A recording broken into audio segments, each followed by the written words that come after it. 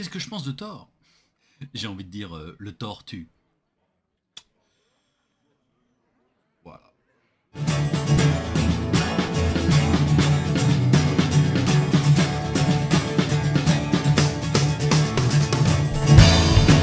Bienvenue, terrien, sur Marvelous, là où on ne parle que de Thor. Dans Marvel Champion. Pourquoi je prends cette voix-là? Tout simplement parce que c'est ça, Thor. Oui, on va analyser Thor aujourd'hui. Mais Thor, c'est pas véritablement ce personnage que vous avez pu découvrir dans le MCU, qui est une véritable adaptation quand même du personnage qu'il y a dans les comics, avec beaucoup de différences. Il y a un autre personnage avec lequel il y a pas mal de différences. Oui, calme-toi, je sais, ils t'ont raté dans le MCU, et dans Marvel Champion aussi, ils t'ont raté. Thor, dans les comics, il a ce côté, bon, évidemment, de prince, il est très orgueilleux, alors on a ça aussi dans les films, très fier de lui, mais il n'a pas du tout ce côté un peu clown qu'on a fini par lui donner dans un Endgame, finissant même obèse, ayant peur de tout, très fragile. C'est un personnage qui est beaucoup plus...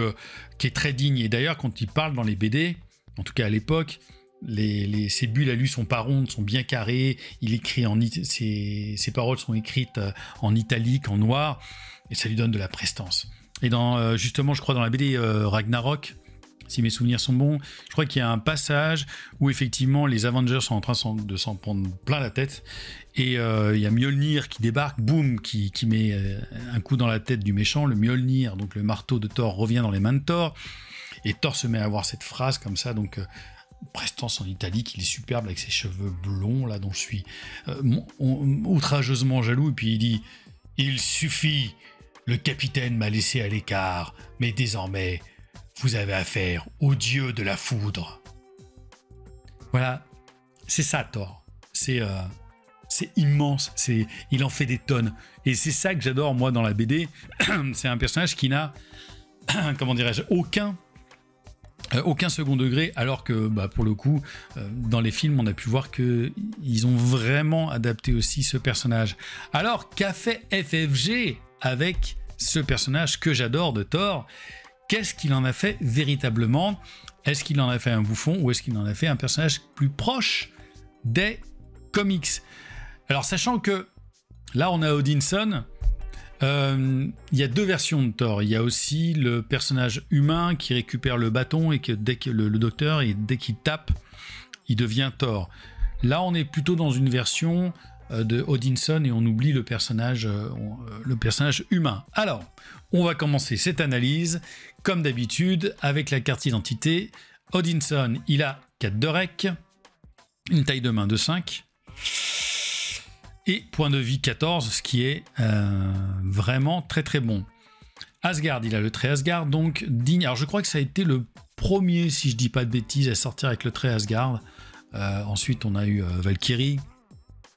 Donc Asgard, action, cherchez l'amélioration Mjolnir, donc le marteau, dans votre deck ou votre pile de défausse, et ajoutez-la à votre main. Vous ne la prenez pas tout de suite...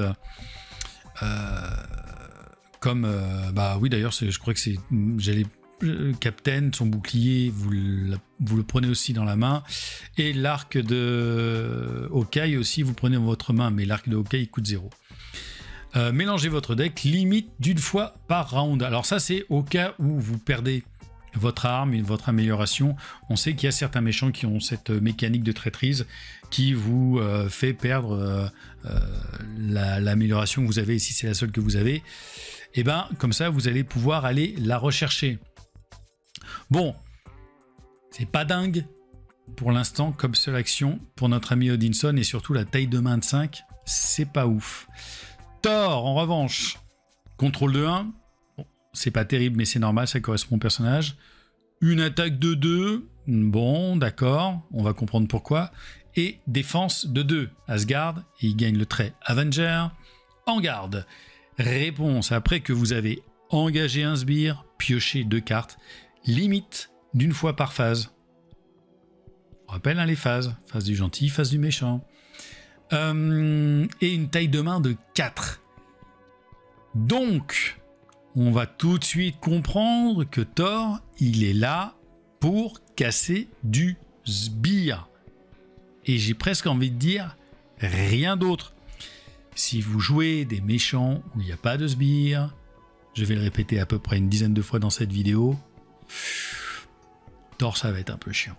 En revanche, si vous avez du sbire, quel bonheur. Je trouve que la carte est pas folle en dehors de ses 14 points de vie. Et s'il y a pas, donc c'est très circonstanciel, s'il n'y a pas de sbire, eh ben vous allez rester avec votre taille de main de 4 pour le moment, ce qui est pas dingue. Alors, on va voir qu'il y a des soutiens, des améliorations qui vont vous permettre de monter un petit peu. Mais ça coûte cher. Donc comme ça, à première vue, Thor, ben c'est pas ouf. On va tout de suite regarder les cartes signatures pour en savoir un peu plus, parce que vous savez bien que parfois il y a des cartes d'identité qui nous semblent pas très dingues, mais ensuite la mécanique qui est mise en place avec ces cartes signatures, et ben finalement il y a plein de logique pour l'identité. La carte, la carte signature, l'allié signature pardon de Thor, c'est Dame Sif. Pour 4, 2 de contrôle, 2 d'attaque, un dégât consécutif pour chaque utilisation. Point de vie de 3, évidemment elle a le trait Asgard. Réponse après que Dame Sif est entrée en jeu, redresser Thor ou Odinson. Alors, 4. Sachant que là, on a 4. Il y a peut-être un problème. Ça va être difficile de jouer Dame Sif. À moins, évidemment, quand on a les circonstanciels d'avoir les 2 cartes basiques qui doublent les ressources, pourquoi pas. Mais 4 pour 3, bon, certes, elle peut faire jusqu'à 6 points d'attaque et 6 points de contrôle. C'est quand même cher. Mais quand elle est entrée en jeu, si vous arrivez à la placer, vous pouvez quand même redresser Thor, c'est-à-dire qu'il va pouvoir attaquer 2 fois. Donc, ça peut peut-être valoir le coup, mais quand même, je trouve Dame Sif un peu cher. Pour moi, si on l'avait mise à 3 et pourquoi pas aller à 2 points de vie ou à seulement 1 point de contrôle, bon, ça aurait pu être intéressant. En fait, je pense que j'aurais aimé un deck rencontre, enfin un deck signature où on a tous les potes de Thor. Et ça, j'ai l'impression que ça aurait été hyper intéressant à créer. Mais on ne sait pas, hein, peut-être que par la suite, il y a le film Thor, le nouveau Thor qui va bientôt sortir, ou qui est déjà sorti selon au moment où vous regardez cette vidéo. Et peut-être qu'il va y avoir une nouvelle synergie asgardienne qui va être mise en place par FFG, qui va surfer sur la vague, comme FFG a surfé sur la vague du Spider-Verse. On a, avant de parler de ce soutien, on a une amélioration, forcément celle qu'on va chercher en début de partie avec Odinson, le fameux Mjolnir. Pour une arme restreinte, donc je vous rappelle, vous ne pouvez avoir que 2 cartes restreintes en jeu max par joueur, même s'il y a évidemment des cartes basiques qui vous permettent d'avoir un peu plus que d'une seule arme, enfin, en tout cas une carte basique. Thor gagne 1 d'attaque et le trait aérien. Alors le trait aérien, on sait très bien que ça ne sert pas forcément à grand chose dans Marvel Champion, mais why not? Donc ça nous fait passer Thor à 1, 3, 2. C'est des bonnes stats, 1, 3, 2. Donc on sent qu'il va être quand même assez agressif. Et si effectivement on fait rentrer Dame Sif, bon, bah on peut faire un tour où Thor va mettre 6 dégâts et Dame Sif va pouvoir en mettre 2 de plus. Donc on peut faire un tour à 8 dégâts. C'est pas mal. Ça coûte cher, mais c'est pas mal. Voilà, cette amélioration, évidemment, elle est absolument essentielle et vous allez l'avoir en main dès le départ. Et bien sûr, vous allez la jouer dès le départ. Deuxième amélioration, le dieu du tonnerre. Donc ça va être son générateur de ressources de héros incliné dieu du tonnerre, et vous générez donc une ressource éclair. Pour 2, c'est à peu près le prix, hein. C'est le sérum du super soldat pour le Captain America, c'est l'œil d'Agamotto pour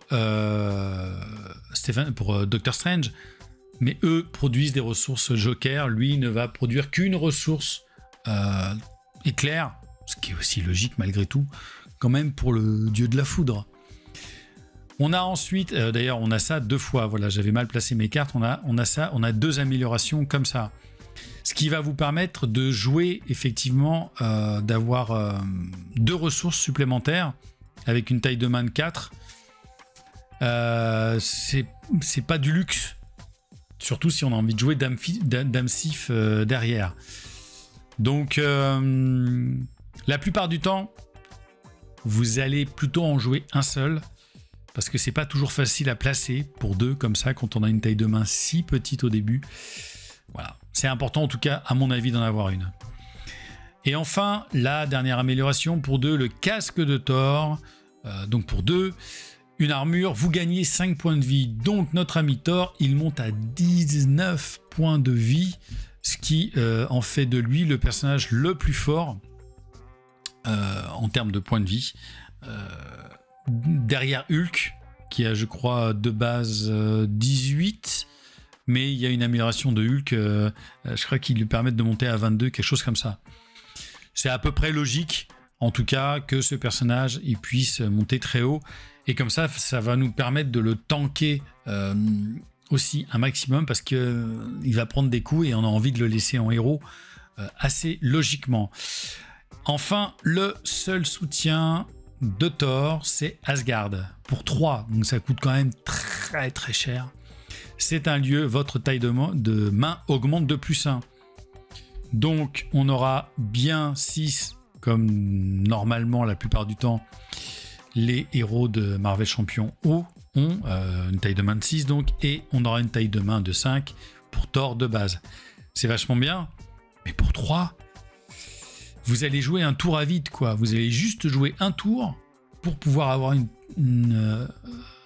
main un tout petit peu plus pleine. Ça, si vous ne l'avez pas dès le début, c'est compliqué. Franchement, c'est très compliqué si vous n'avez pas Asgard dès le début. Si elle est vraiment au fond de votre deck, je vous jure que vous pleurez. Mais heureusement, on a un événement qui s'appelle Pour Asgard.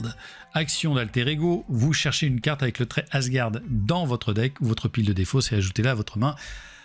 Mélangez votre deck et donc toutes ces cartes-là, Asgard, Dame Sif, et ça ici, l'armure aussi, et donc évidemment l'arme, enfin je parle du casque. Ça vous permet d'aller chercher 1, 2, 3, 4, 5 cartes possibles. Ça, si vous l'avez dans le mulligan de départ, bah gardez-la. Hein. D'autant que c'est une action d'alter ego, gardez-la et allez chercher, pourquoi pas évidemment, le plus vite possible Asgard. Enfin, le lieu en tout cas, Asgard. Je pense que c'est le plus important à jouer grâce à cette carte. Malheureusement, il n'y a qu'un seul événement de Asgard. C'est un peu dommage. Moi, j'en aurais bien vu 2 parce que ça aurait vraiment valu le coup de pouvoir aller chercher une seule carte pour 5 cartes Asgard. C'est un tout petit peu dommage. Et enfin, on a 3 événements. Alors, le premier qui est en 3 exemplaires pour 3, donc c'est encore une fois assez cher. Attaque super pouvoir, action de héros, attaque inclinée Mjolnir, infliger 8 dégâts à un ennemi et renvoyer Mjolnir dans votre main.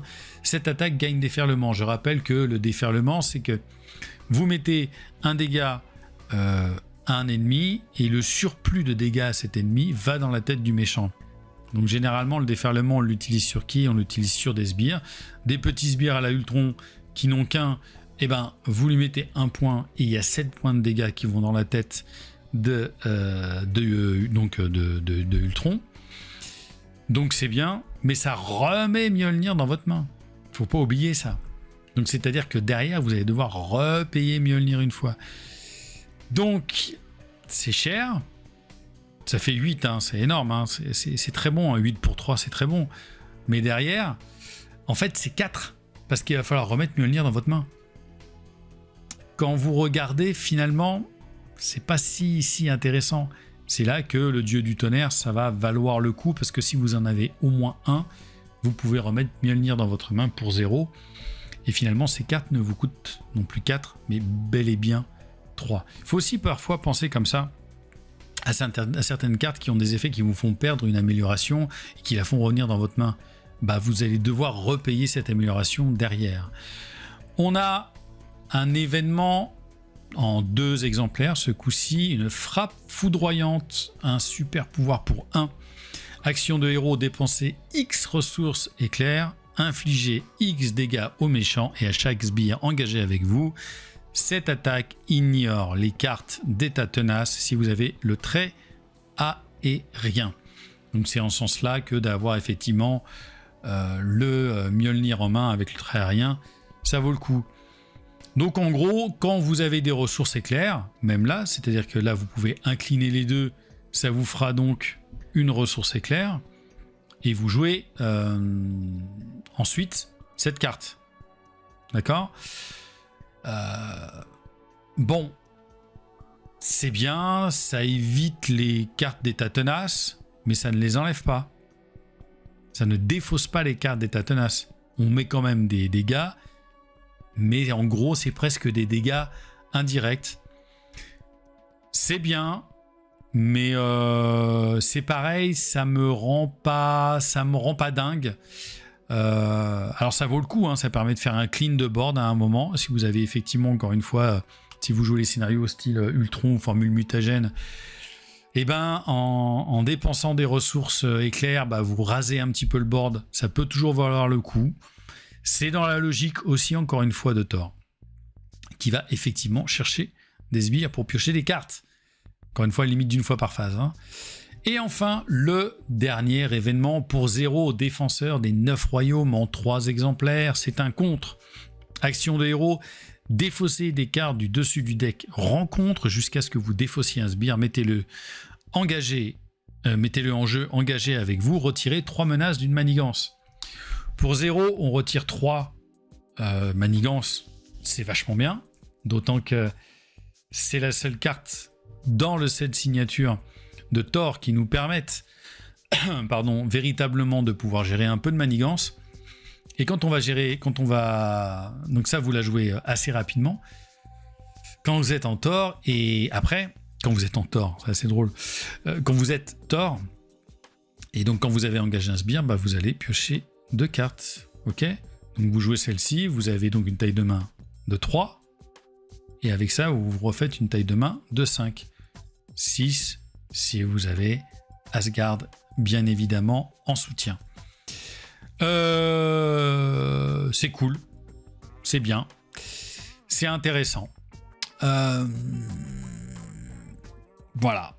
Maintenant, on va quand même passer aux notes pour dire véritablement ce que je pense de ce personnage.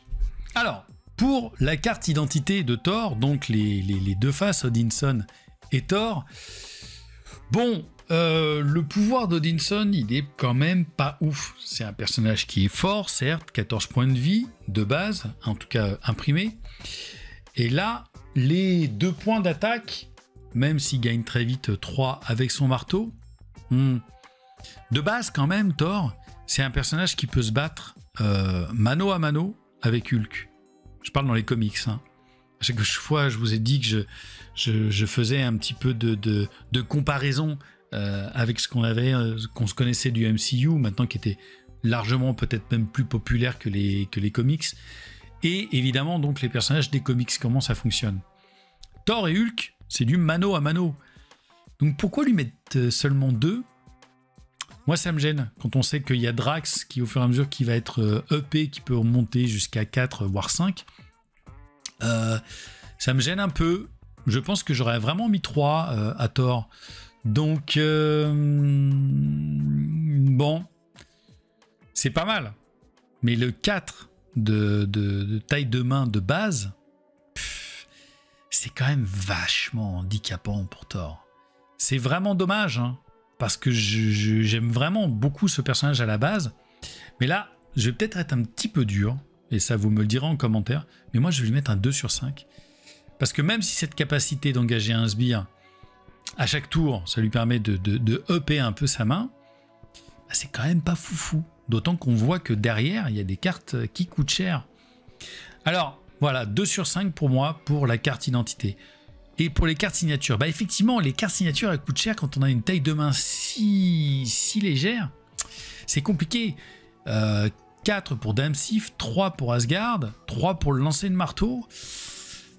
C'est pas facile hein, quand même. Hein. Ça va pas être facile à mettre en place. J'aurais préféré qu'ils mettent seulement 6 points de dégâts et que le lancer de marteau coûte 2. Ou alors qu'on ne renvoie pas le marteau dans notre main. C'est un peu étrange. Je trouve que c'est pas hyper bien pensé. Alors évidemment, on a ces 3 cartes là qui nous permettent de retirer un petit peu de menace de temps à autre, donc ça va pas faire de mal. On a ça qui les frappes foudroyantes qui vont nous permettre un petit peu de laver le board. Évidemment, on va prendre des points de vie. Évidemment qu'il y a tout ça.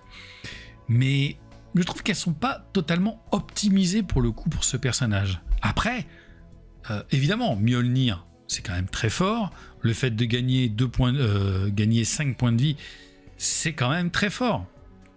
Et cette carte-là pour Asgard, je la trouve très très bien. Ça peut nous permettre d'accélérer notre setup asgardien. Mais il n'y en a qu'une aussi. Donc je suis vraiment mi figue mi raisin, encore une fois, par rapport à ce personnage, en tout cas en termes de carte signature. Même si je trouve qu'il y en a des biens, je trouve qu'il y a quand même des manquements. Alors c'est un petit 3 que je vais donner. Je donne pas 2 quand même pour pas être totalement attirer la foudre de Thor. Mais pour moi, c'est un 3 sur 5. Maintenant, en ce qui concerne le deck building. Thor en commandement, non. Taille de main qui est beaucoup trop courte, c'est pas très très intéressant. En tout cas, il y gagne rien. Agressivité, j'ai envie de dire qu'il y a une vraie logique avec lui. On peut aller quand même très très très vite. Et le EP en attaque et tout ça.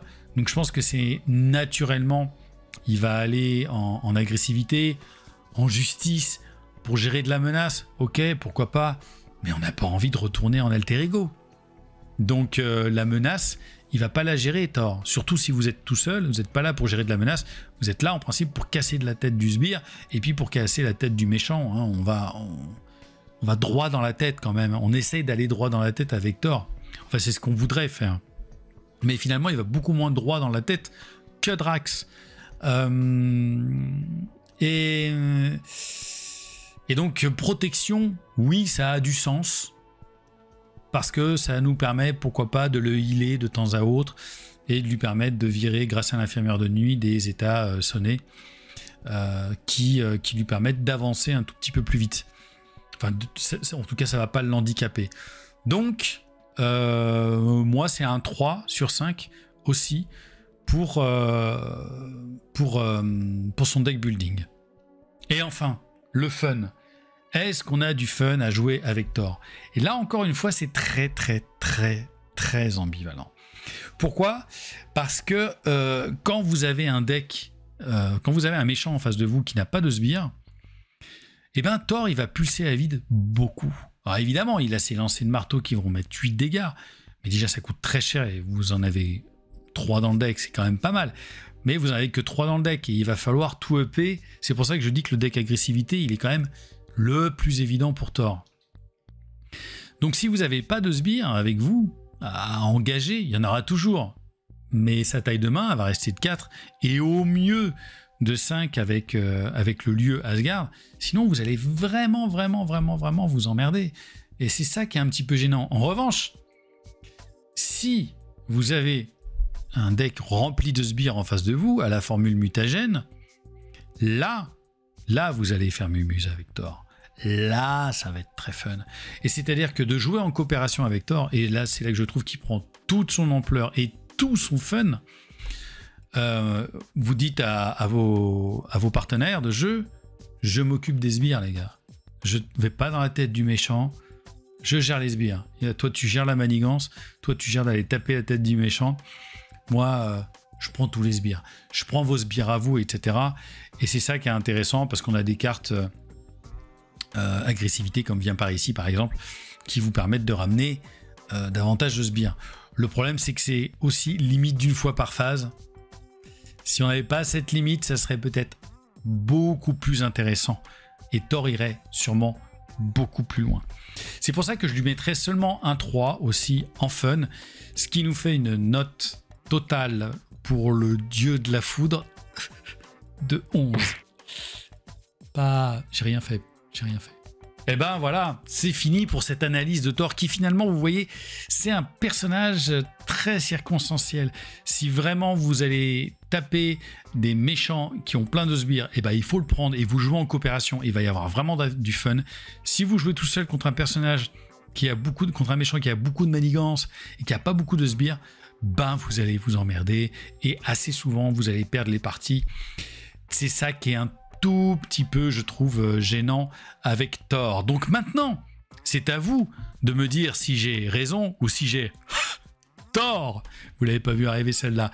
Mettez-moi dans les commentaires les notes que vous mettriez à Thor. Si vous le jouez, avec quelle affinité vous le jouez, avec jusqu'où vous pouvez aller avec Thor. Est-ce que vous avez aussi déjà fait des scénarios entiers avec Thor? Et est-ce que vous vous êtes pas trop ennuyé? Personnellement, je me suis ennuyé. Évidemment, n'hésitez pas à mettre un petit pouce bleu pour montrer tout votre soutien à cette nouvelle vidéo.